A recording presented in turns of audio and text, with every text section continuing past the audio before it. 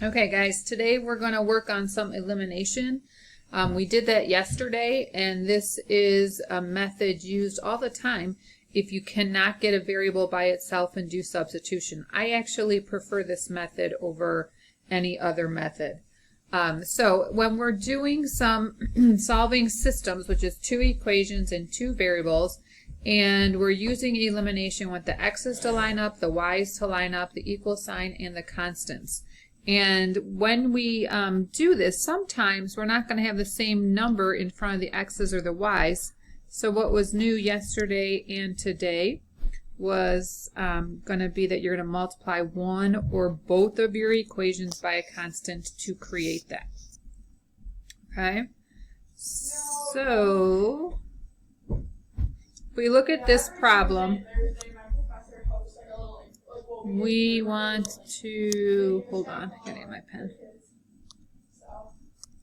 First, move the y's to the other side so I can get things to line up nicely. And I do that by subtraction.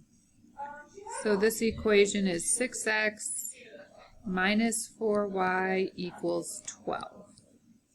And this top equation is what we're going to work with as well. This 9x minus 6y, the one that 6y, we didn't touch yet. Notice there are not the same numbers in front of the x's, not the same numbers in front of the y's. You know, it might be easier if I just rewrite that down here so it's stacked nicely. So we want to create the same number in front, and it's kind of like getting a common denominator. So when we get a common denominator, if you remember, we're looking for a number that both 6 and 9 will divide into if we're looking to eliminate our x's, or both 4 and 6. I'm going to choose the 4 and 6 because they're a little bit smaller. I want to create a number that they both divide into. They both divide into 12. That's the least common multiple, 12. So I'm going to multiply this whole top equation by 3, so I get a 12 in the y spot. The whole bottom equation by 2, so I get a 12 in the y spot. Notice they're both negative, so I need them to be opposite signs. So I'm going to multiply the bottom one by a negative. The resulting equations are 18x minus 12y equals 36. The other equation will be, oh my gosh, craziness, negative 18x plus 12y equals negative 30. Ah, interesting. If I add these together, remember this from back before spring break, the x's drop off, the y's drop off, so that's 0 on this side, and this side is 6.